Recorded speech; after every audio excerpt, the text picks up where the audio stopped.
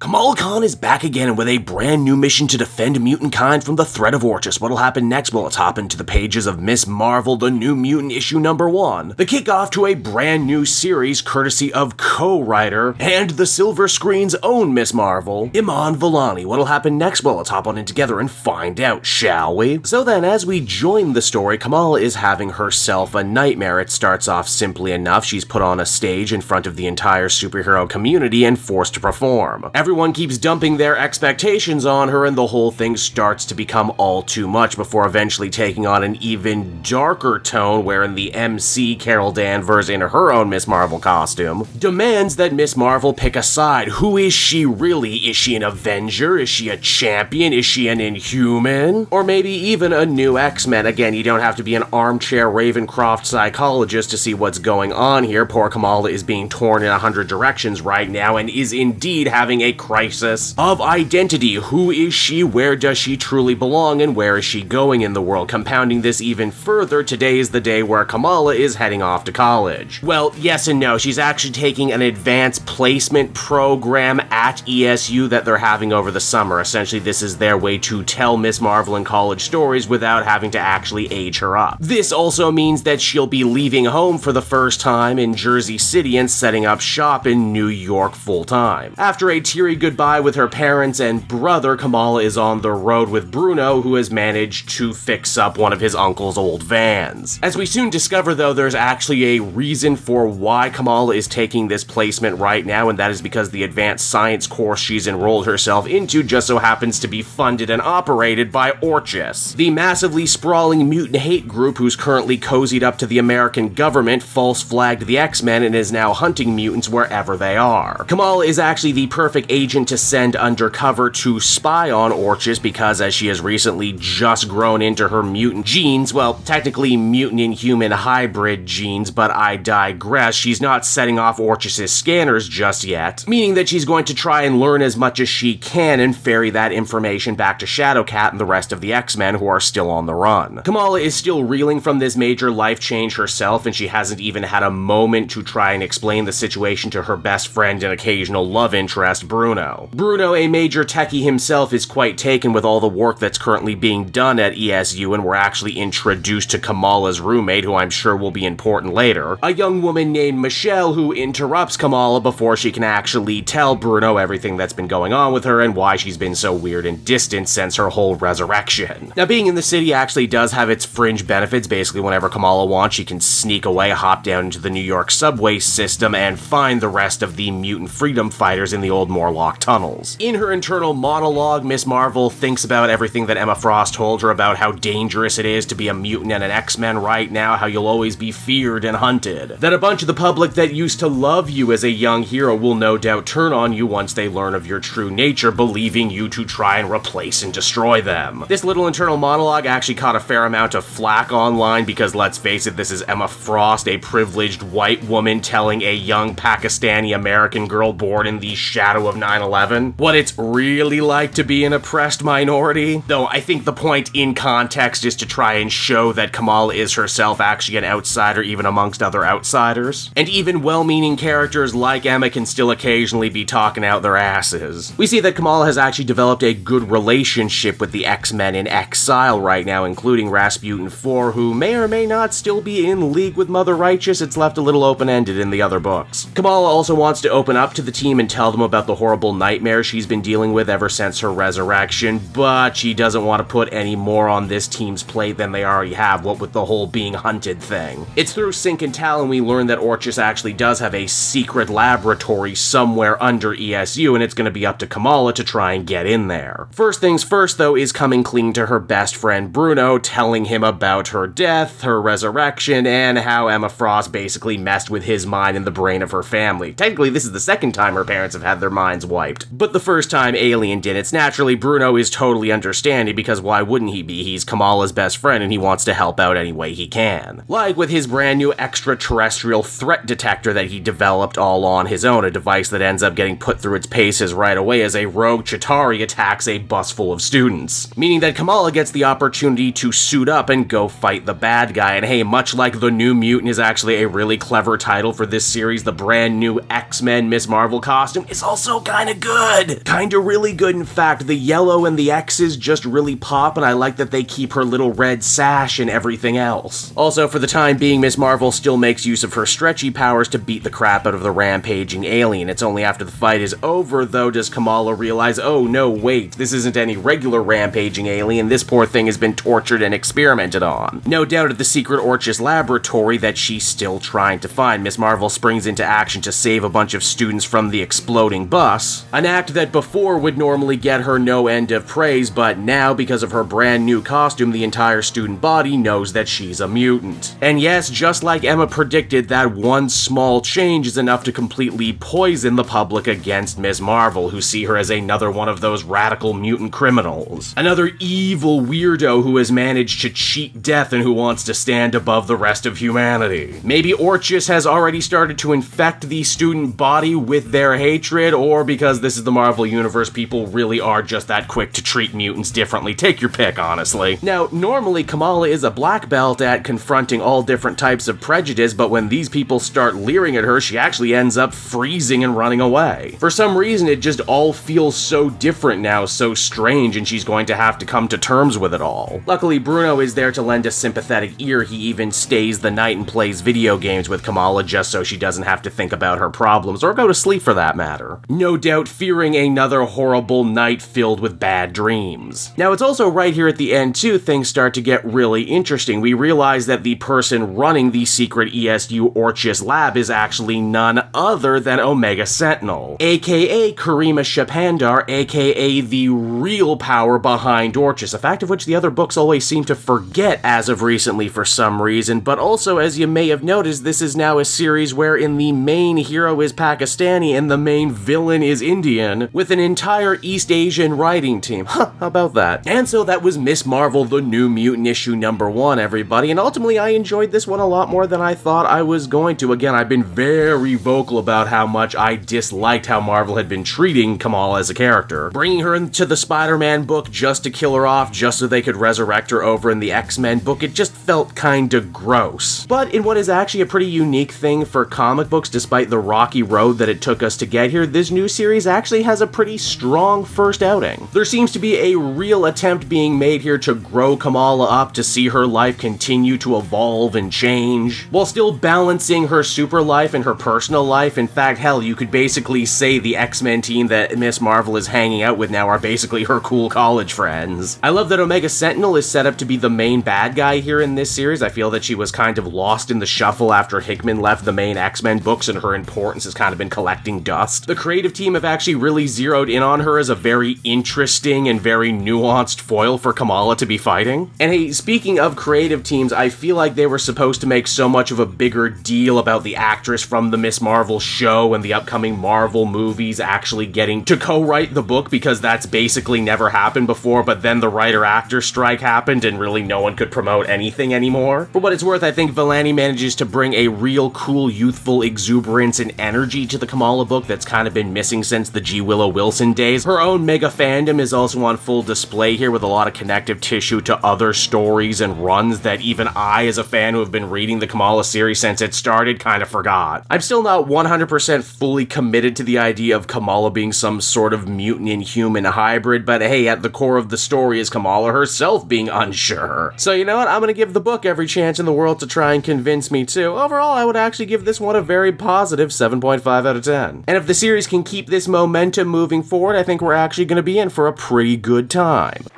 Hey there everyone, it's your pal Cape Joel again, and if you're seeing my face right now, that means you watched to the end of the video, and I'll always be grateful for that. Retention helps in this crazy YouTube game, and so does becoming a patron. If you head on down to the description, you can find a link to my Patreon page. Recently just redid all the tiers, a lot of cool stuff offering up there, exclusive commentaries, exclusive polls, behind the scenes concept art for Capes and Quest. That's the brand new D&D show I've started soon. Never been a better time to become a patron. You can become a patron for as little as $1 a month and help the channel grow, and help me continue to deliver content like what you just saw. So I want to thank you all, and I will see you again next time. Bye bye.